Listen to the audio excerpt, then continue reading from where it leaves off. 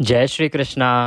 आप सभी को कार्तिक मास की ढेरों शुभकामनाएं। प्रिय दर्शकों, आप सुन रहे हैं कार्तिक मास महात्म्य। कार्तिक मास महात्म्य में आज हम 31वां अध्याय सुनेंगे।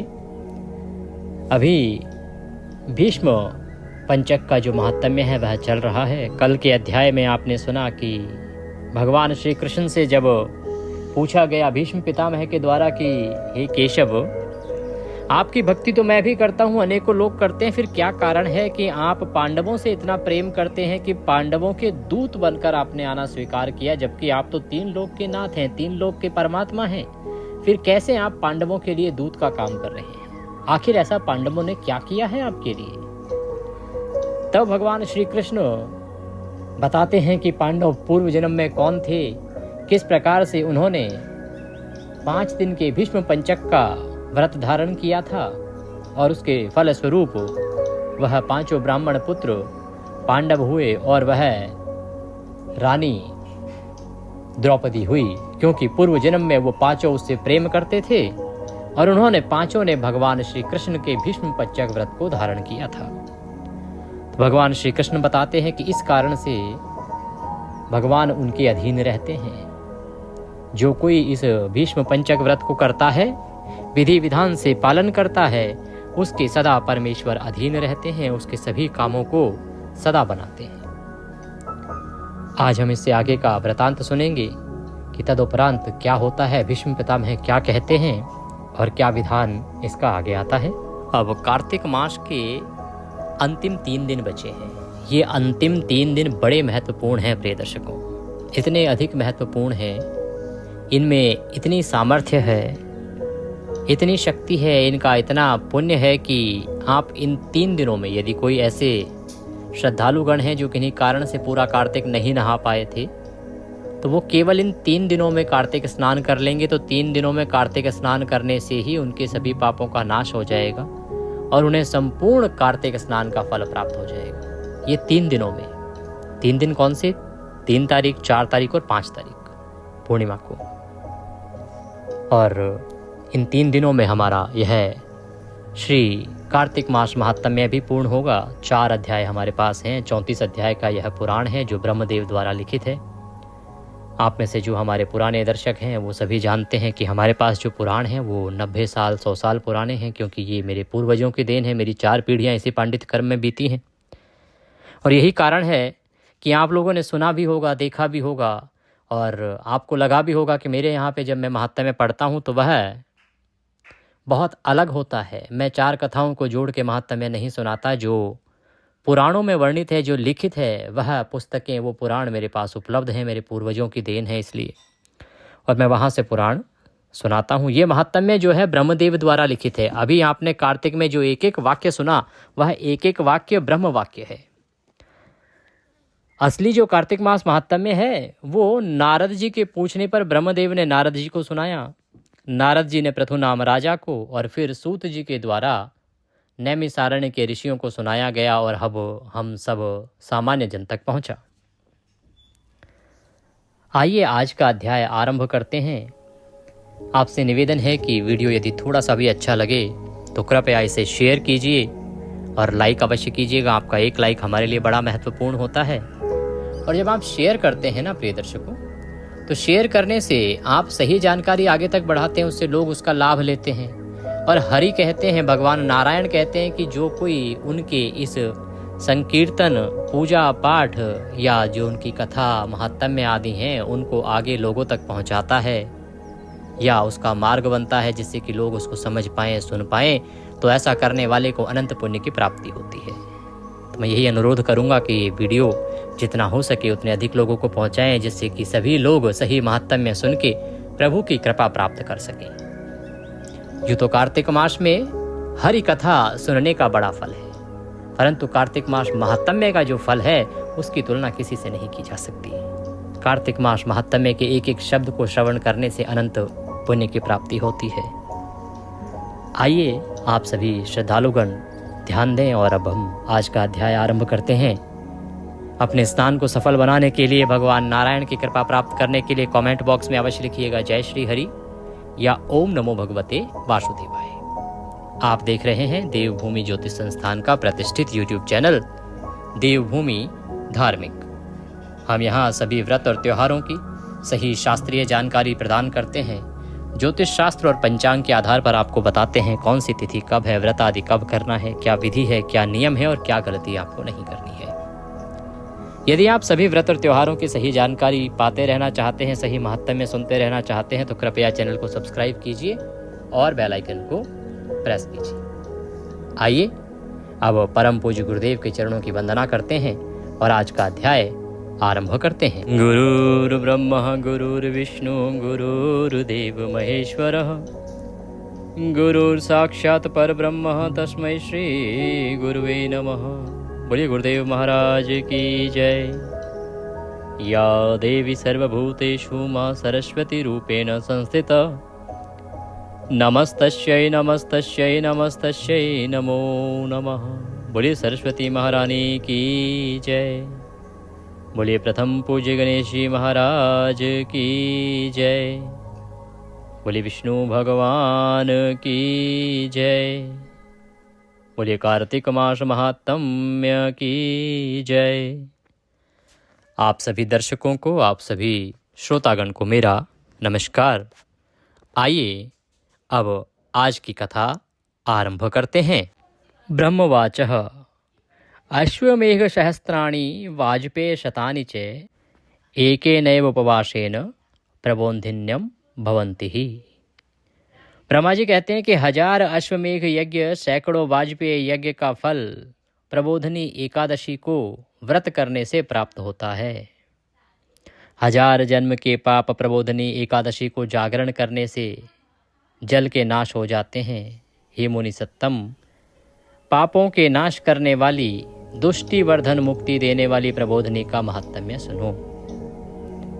संवर तीर्थ दान में जो फल है उसका कोटि गुण प्रबोधनी के जागरण में होता है। भगवान कार्तिक में जैसे शास्त्र कथा से प्रसन्न होते हैं, वैसे यज्ञ दान से भी नहीं प्रसन्न होते। जो कोई रात्रि को जागरण करता है और कपूर का दीप दान करता है, उसको करोड़ कपिला गौदान का फल प्राप्त होता है। मैंने पहले भी कहा था, इसके लिए मैंने विशेष वीडियो भी बनाया था आपके लिए कि एकादशी का कैसे आपको पूजन करना है, किस चीज़ का क्या फल है। मैंने ये भी अलग से बताया था कि कैसे आप बिना व्रत किए भी इस एकादशी का अनंत पुण्य प्राप्त कर सकते हैं। तो उसी में कपूर का दीपदान, आगे ध्वजा का जो फहराने का महत्व है उसका वर्णन भी आ जाएगा। तो कहते हैं कि कपूर दीपदान करता है, उसको करोड़ों कपिला गोदान का फल होता है। आरती करने वाला मनुष्य 10,000 कुल युक्त मोक्ष को प्राप्त होता है। कपूर की आरती की बात हो रही है, कपूर से जो आरती करता है। आप अगर अभी तक नहीं कर पाए थे या आपको वीडियो हमारा नहीं मिला था और महात्म्य सुन रहे हैं, तो अभी आज पारण दिवस है। ये महात्म्य जिस दिन आप सुन रहे हैं ना, 3 तारीख को एकादशी का पारण दिवस है। इस दिन जो पारण की पूजा आप करेंगे उसमें आप कर्पूर से भगवान की आरती अवश्य कीजिएगा। दही, दूध, घी, जल, इनसे जो कोई श्री कृष्ण को स्नान कराता है और जागरण करता है, वह मनुष्य मुक्ति पाता है। दूध, दही, घी, जल आदि से आपको स्नान, पंचामृत मैंने बताया था, पंचामृत से स्नान कराना चाहिए। पंचामृत से अगर आपने एकादशी को स्नान नहीं कराया, पारण दिवस पर अवश्य कराइए। मैंने पूजा विधि डाली है, आपके लिए अपलोड किया है, उसका लाभ लीजिए। बड़ा कल्याणकारी है। ये दिन बड़ा था, ये जो एकादशी थी दिन बड़ा था। और इस वर्ष मैंने भी और अधिक से अधिक जितना मैं कर सकता था उतना समय मैंने अपने लिए भी दिया है कि मैं भगवान की मैं भी जितनी हो सके, देखिए मैं सबको बताता हूँ, फिर सभी के करवाता हूँ पूजा पाठ, उसमें बहुत समय निकल जाता है। पर इस बार मैंने निर्णय किया कि भाई मुझे अपने लिए भी सारी चीज़ें करनी है। तो सुबह सुबह ही आज मैंने ये सभी कर्म किए हैं। जो कर्म मैं आप सबको बताता हूँ वो स्वयं भी मैं करता हूँ। ऐसा नहीं कि मैं केवल आपके लिए बताता हूँ और स्वयं नहीं करता। जो विशेष दिन होते हैं उनमें किए जाने वाले पूजा पाठ, उसी प्रकार से मैं भी पालन करता हूँ। भगवान कहते हैं कि जागरण के समय वस्त्रदान करने वाला सूत की संख्या से कई मनवंतर स्वर्ग में वास करता है। श्री कृष्ण को दान करने वाला कल्याण से विष्णु मंदिर में वास करता है। शंख के जल से विष्णु जी का स्नान कराने से 100 कपिला गौदान का फल मिलता है। जिसके हृदय में विष्णु जी का रूप, मुख में विष्णु जी का नाम, पेट में नैवेद्य और पांव का जल मस्तक में हो, वह विष्णु रूप है। कार्तिक शुक्ल एकादशी को भक्ति भाव से विष्णु जी को जगाना चाहिए। नृत्य, गीत, बाजा, मृदंग, यजु, सामवेद, वीणा, प्रणव, पुराण श्रवण, वासुदेव की कथा, स्तोत्र, पुष्प, धूप, नैवेद्य, दीप से ब्रह्मा, रुद्र, इंद्र, कुबेर, सूर्य, चंद्र इनसे नमस्कृत चरण कमल, हे विष्णु मंत्र के प्रभाव से जागिए जागिए जागिए। मैंने भगवान को जगाने के लिए अलग से विधि बताई थी। इस प्रकार से भगवान को जगाना चाहिए। हे गोविंद उठो, आपके सोने में संसार सोता है, आपके उठने में संसार उठता है। उठो और इस संसार का पालन करो। मेघ गए दिशा निर्मल हुई, हे केशव शरद ऋतु के कुल फूल ग्रहण करो। विष्णु जी के उठने पर सब क्रिया होती है। क्षीर सागर में जब विष्णु जी सोते हैं और जब करवट लेते हैं, जब उठते हैं, तब व्रत करने वालों को भगवान अभीष्ट फल देते हैं। गरुड़ के ऊपर सवार होने वाले विष्णु का भक्त एकादशी के दिन रात्रि को शयन करावें, दिन को उठावें, शाम को अंग परिवर्तन करें। जब एकादशी बीत जावे, द्वादशी के दिन पहले उबटन करें, पीछे पंचामृत से स्नान करावें, गोरोचन का तिलक लगावें, आभूषण वस्त्र आदि फहरा कर फूल तथा कुमकुम से पूजन करें। धूप, दीप, नैवेद्य, खीर से हवन करें। इस प्रकार पूजन करके ब्राह्मणों को भोजन करावें। वस्त्र, आभूषण, रत्न, कुमकुम, फल, पुष्प, गोमें, घोड़ा, दक्षिणा ब्राह्मणों को दान करें। चौमासे के नियम की समाप्ति करके ब्राह्मणों को दक्षिणा देकर विसर्जन करें, फिर भोजन करें। हे नारद, व्रत उपवास के मंत्र पाठ करें। भगवान से निवेदन करें कि हे भगवान, हमने यह व्रत किया, यह आपके आशीर्वाद से पूर्ण हो। जागरण, गीत, नृत्य, वाद्य इनके महात्म्य में कहने को कोई समर्थ नहीं है। इस एकादशी में इतना महत्व है। जागरण का, गीत का, नृत्य का अद्भुत महत्व कहा गया है। भगवान कहते हैं कि इसके ऊपर भीष्म पंचक व्रत कहते हैं। हमने हजारों वर्ष विष्णु जी का पूजन किया, तब यह व्रत हमको मिला। हमने भृगु जी से कहा, भृगु जी ने शुक्राचार्य से कहा। इस प्रकार परंपरा से यह व्रत चला आया है। भीष्म पंचक व्रत को एकादशी पूर्णमासी पर्यंत करना चाहिए। व्रत करने वाला विधान से स्नान करे, ऋषि पितरों देवों का तर्पण करे, पितरों का तर्पण करे, वेदों का पाठ करे, धुले हुए वस्त्र पहनकर मौन होकर इंद्रियों को जीतकर विष्णु जी का पूजन करे। पृथ्वी पर शयन करें, 5 दिन अखंड बत्ती जलाएं तथा ओम नमो भगवते वासुदेवाय इस मंत्र को 108 बार जप करें। पूजा के अंत में अर्घ्य देकर तिल, खीर का हवन करें। ओम नमो नारायणाय इस मंत्र से भगवान को आहुति दें। 5 दिन अधिक पूजा करें।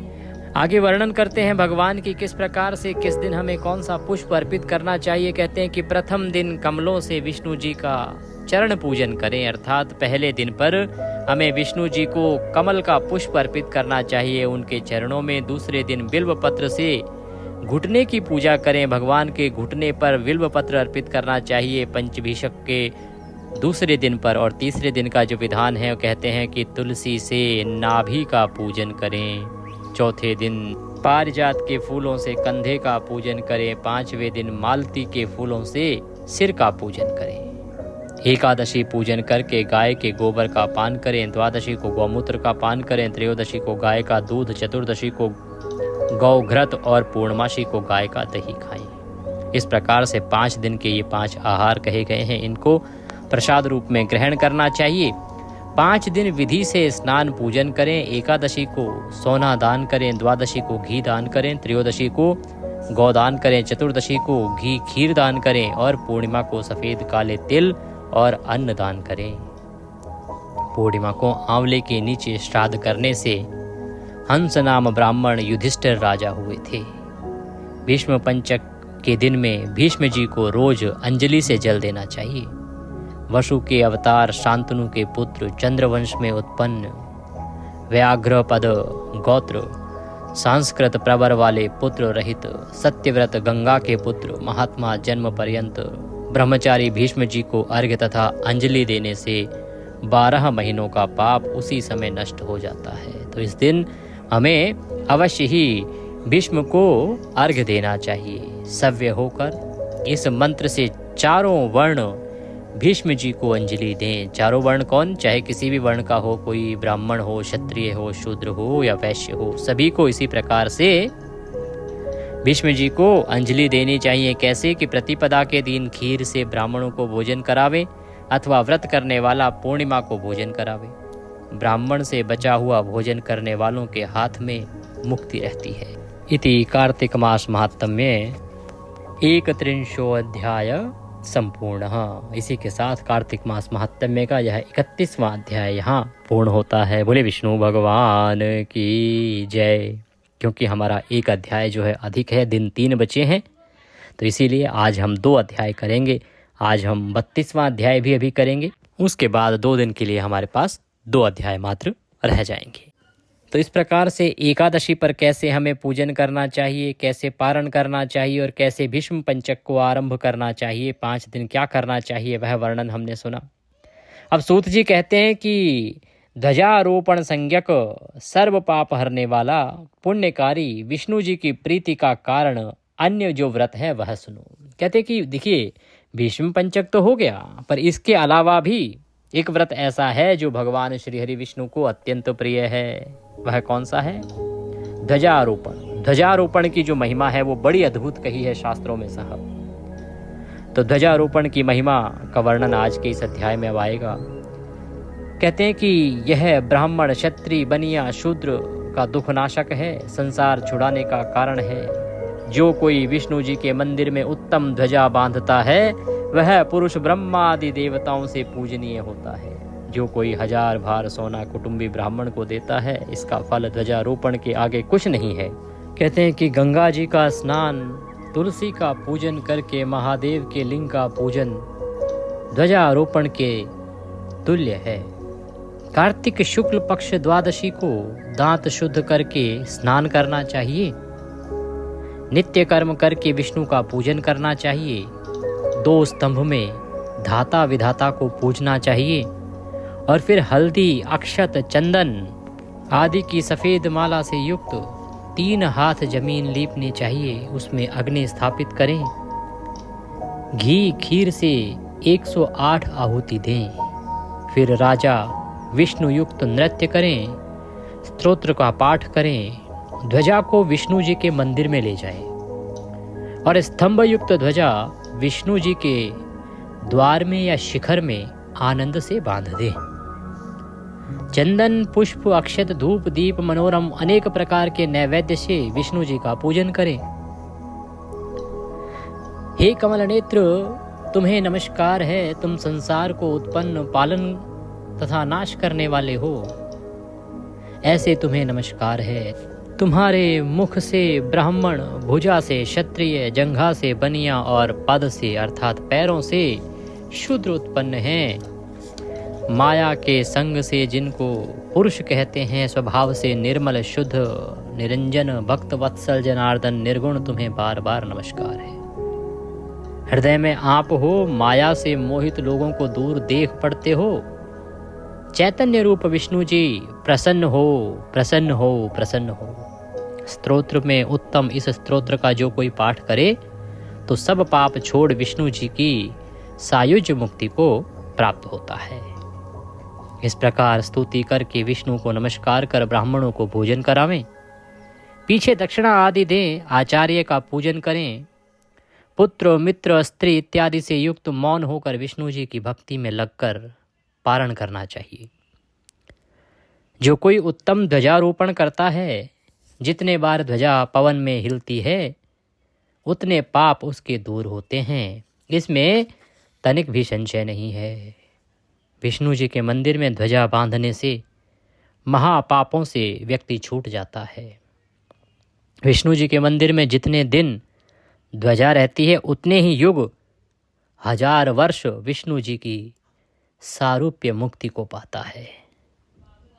विष्णु जी की बांधी हुई ध्वजा देख के जो धर्मात्मा आनंद होते हैं वे महापापों से छूट जाते हैं। नारद से कहा, पाप नाश करने वाला एक इतिहास सुनो। कहते हैं कि जो ब्रह्मदेव ने एक इतिहास सुनाया था, वह इतिहास सुनो जिससे पाप नाश हो जाता है।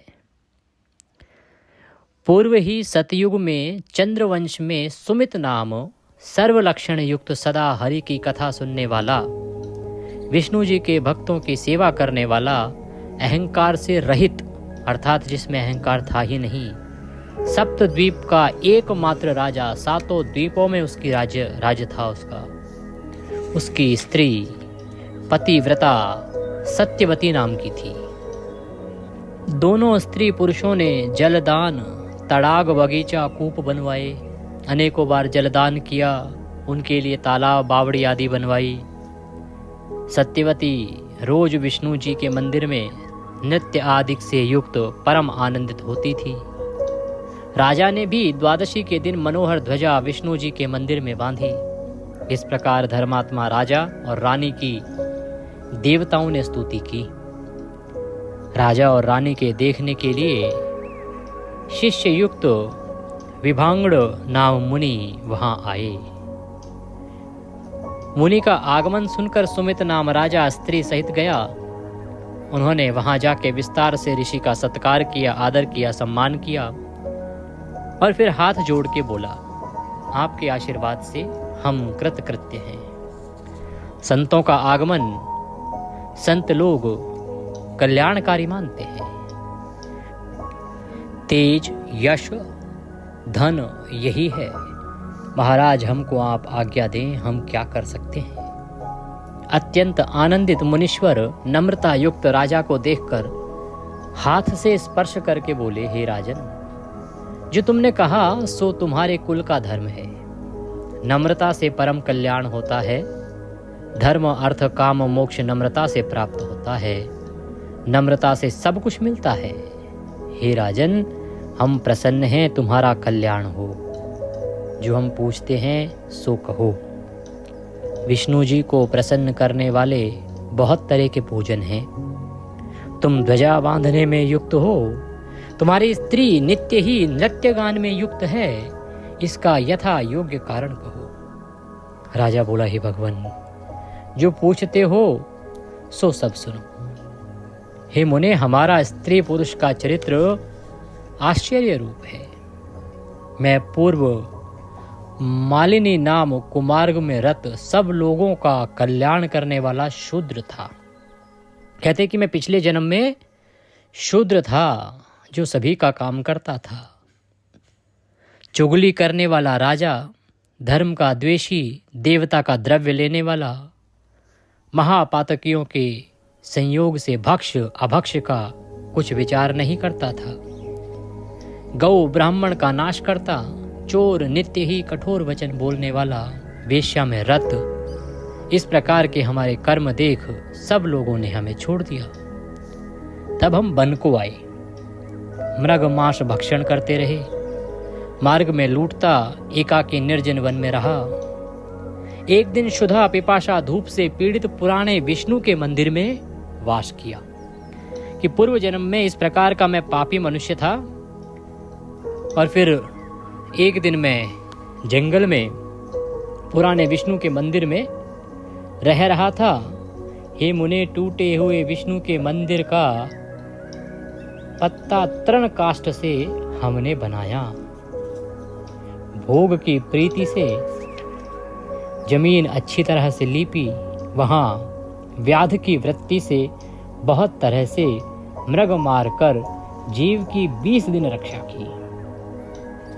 कहते हैं कि वहाँ पे, क्योंकि अब हमें रहने के लिए जगह चाहिए थी, तो हमने वहाँ पर एक झोंपड़ी बना ली और उस स्थान को रहने योग्य बनाने के लिए अच्छे से लीप लिया, साफ सुथरा कर दिया। इसके बाद विंध्याचल पर्वत में रहने वाली निषाद की कन्या कोकली नाम बंधुओं से निकाली हुई बहुत दुर्लभ देह क्षुधा से व्याकुल देव योग से वन में घूमती यह मेरी स्त्री है। तो तभी कुछ दैवीय कृपा ऐसी हुई कि ये जो मेरी स्त्री है ये निषाद की कन्या थी। इसका नाम कोकलिनी था और इसके भाइयों ने इसे निकाल दिया था। ये भूखी प्यासी व्याकुल उसी समय वहां घूमती हुई आ गई। इसको दुखित देखकर हमने बहुत दया से व्याकुल इसको जल और मांस दिया। जब हमने देखा कि ये बड़ी बेचारी परेशान है तो हमने इसको थोड़ा जल पिला दिया, खाने को मांस दे दिया। इसने हमसे सब हाल कहा सो सुनो। यह कोकिलनी नाम दामुक निषाद की कन्या विंध्याचल पर्वत में रहती थी। चोरी करने वाली, सदा कठोर वचन बोलती थी। पति को इसने मार डाला था। इससे बंधुओं ने इसे छोड़ दिया क्योंकि इसने पति को मार डाला और कुछ था नहीं, और बोलने में तो ये एकदम कठोर थी। अतः जो भाई थे इसके, उन्होंने इसे छोड़ दिया। वन में हमारे पास आई। उसी मंदिर में हम दोनों रहने लगे, मांस खाते और वहीं रहते। उस देवालय में रात्रि को मांस खाने से आनंदित, मदिरा पीने से मत वाले एक दंड में कपड़ा बांधकर हम दोनों नाचे। कहते कि एक दिन क्या हुआ कि हम बड़े प्रसन्न थे। हमने मांस खाया, मदिरा पान किया और एक दंड में अर्थात एक लकड़ी में कपड़ा बांध के हम दोनों खूब नाचे। हे मुने, उसी समय हम दोनों मर गए। इतने में यमराज के दूत पाश हाथ में लिए आए, दोनों को बांधकर यमपुरी ले गए। इतने में भगवान मधुसूदन ने नृत्य कर्म से प्रसन्न हो अपने दूतों का बड़ा संवाद किया। सब संवाद हमने सुना सो सुनो। कहते हैं कि जब हम मृत्यु को प्राप्त हुए, हमें यमदूत ले गए, तो वहाँ भगवान विष्णु के दूत आए। उन्होंने यमदूतों के साथ संवाद किया। तो क्या संवाद हुआ वो भी सुनो। कहते हैं कि देव देव विष्णु के दूत 1000 सूर्य के समान तेज वाले कोमल वचन वाले थे। देवदूत बोले यमराज के दूतों से, यमराज के दूतों, इनको छोड़ दो, ये पाप रहित हैं, दोनों विष्णु जी के प्रिय भक्त हैं। ज्ञान 3 लोक में संपत्ति का कारण है।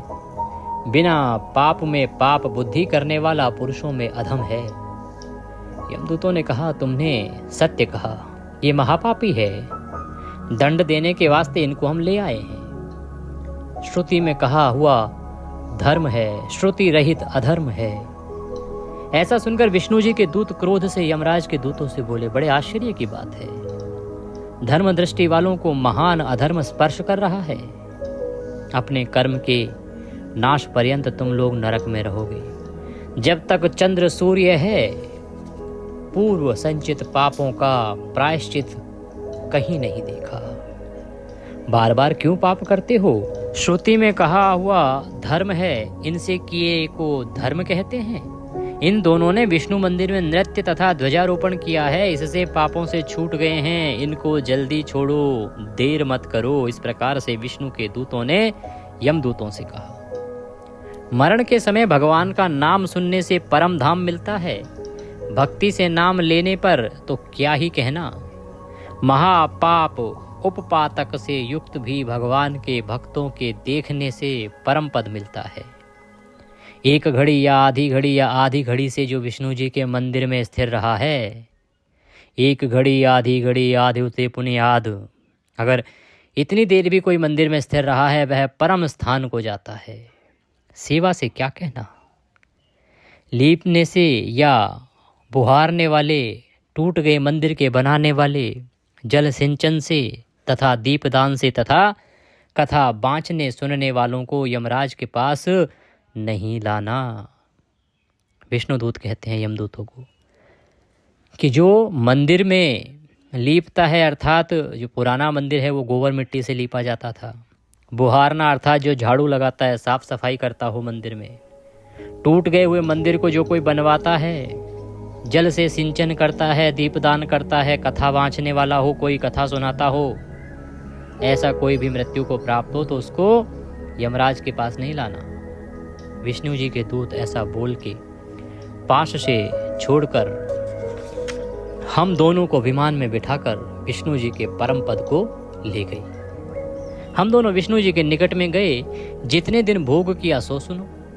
युग कोटि तथा 1000 शत कोटि वर्ष विष्णु जी के मंदिर में रहे। फिर ब्रह्मलोक में उतने ही दिन भोग किए। ये मुनि फिर पृथ्वी में राजा हुए। यहाँ भी विष्णु जी के आदर्श वाद से अतुल संपत्ति है। अनिच्छा से करने से इस प्रकार का फल मिला। भक्ति से विष्णु जी का पूजन करने से परम कल्याण मिलेगा। विभांडक नाम मुनि इस प्रकार सुन के राजा की सराहना करके तपोवन को चले गए। पाप नाश करने वाला यह इतिहास जो कोई वांचता है, कोई सुनता है या सुनाता है, ध्वजा बांधने के पुण्य को वह प्राप्त करता है। तो प्रिय दर्शकों, ये जो ध्वजा बांधने का पुण्य है ये कब करना होता है? द्वादशी को, जिस दिन आप पारण करते हैं। इस वर्ष एकादशी का व्रत हमने 2 तारीख को किया है। द्वादशी प्रातः काल लग गई थी क्योंकि इस वर्ष वस्तुतः द्वादशी का क्षय हो जाने के कारण त्रयोदशी आ गई है। तो आप ये ध्वजा अगर 2 तारीख को नहीं बांध पाए हैं तो 3 तारीख को भी बांध सकते हैं। संभव हो तो एक ध्वजा पताका लाइए, भगवान के नाम की फहराइए। आप में से काफ़ी हमारे दर्शकों ने पूछा, पंडित जी क्या चिन्ह होना चाहिए, कैसी होनी चाहिए? भगवान के किसी भी स्वरूप की हो। भगवान नारायण के अनेकों स्वरूप हैं। राम जी हैं, कृष्ण जी हैं, स्वयं नारायण हैं, ओम है, ओम ले लीजिए। भगवान के स्वरूप की पताका आप मंदिर में फहराएं। मंदिर के ऊपर जो गुंबद होती है वहाँ पे फहराएं। बड़ा अद्भुत पुण्य है। ये कथा आपने सुनी है, इस कथा के सुनने से भी आपको पुण्य प्राप्त होगा। और हम आपको सुना रहे हैं तो प्रभु की कृपा है कि हम भी उस पुण्य की धारा में बह के उस में तृप्त हो जाएंगे। इसी के साथ इति कार्तिक महात्म्य 23 अध्याय संपूर्ण। बोलिए कृष्ण भगवान की जय। इसी के साथ यह 32वां अध्याय यहाँ पूर्ण होता है। प्रिय दर्शकों, अब हम कल 33वां अध्याय करेंगे। 2 अध्याय हमारे पास रह गए हैं, 33वां और 34वां। 2 ही दिन रह जाएंगे क्योंकि आज 3 हो गई है। 4 और 5 तारीख को कार्तिक महात्म्य पूर्ण हो रहा है। और इसी के साथ अगला बड़ा ही कल्याणकारी माह है, बड़ा ही कल्याणकारी महात्म्य है। मार्गशीर्ष मास, इसका महात्म्य वह श्रवण करना ना भूलिएगा। प्रतिपदा से हम आरंभ करेंगे इसी समय पर। बड़ा ही कल्याणकारी है, उसको सुनने वाले से भी अनंत सुखों की प्राप्ति होती है, प्रभु का आशीर्वाद प्राप्त होता है। और आने वाला माह जो है उसमें कैसे पूजन करना चाहिए, क्या नियम है जो बदल जाएंगे, इससे संबंधित वीडियो भी आपको शीघ्र ही प्राप्त हो जाएगा। आज आप विधि विधान से पारण करें। पारण का वीडियो मैंने अपलोड किया है। पारण का समय सूर्योदय से और 8 बजे तक का है। बहुत ही उत्तम रहेगा इस समय में अगर पारण करते हैं तो। पारण की विधि, पूजा की विधि मैंने अपलोड कर दी है, उसको आप देख लीजिएगा क्योंकि यहाँ विधि बताऊंगा। ये वीडियो बहुत बड़ा हो जाएगा। आज के दिन तुलसी माता की कथा आपको अवश्य सुननी चाहिए, वो भी मैंने अपलोड की है। आपने इसे एकादशी पर भी सुनी होगी तो आप उसका भी पुनः एक बार लाभ लीजिएगा। भगवान नारायण आप पर कृपा करें। दक्षिणा स्वरूप यदि कुछ भी भेजना चाहते हैं तो स्क्रीन पर नंबर आ रहा है, उस पर भेज सकते हैं। और यदि उस पर ट्रांसफ़र ना हो तो QR कोड भी साथ में दिया है, उसको स्कैन करके सीधे हमारे बैंक खाते में भी भेज सकते हैं। कुछ पूछना चाहें, कहना चाहें, कमेंट बॉक्स में लिख के पूछ सकते हैं या व्हाट्सएप के माध्यम से भी जुड़ सकते हैं। भगवान सब पर कृपा करे। हरे कृष्ण।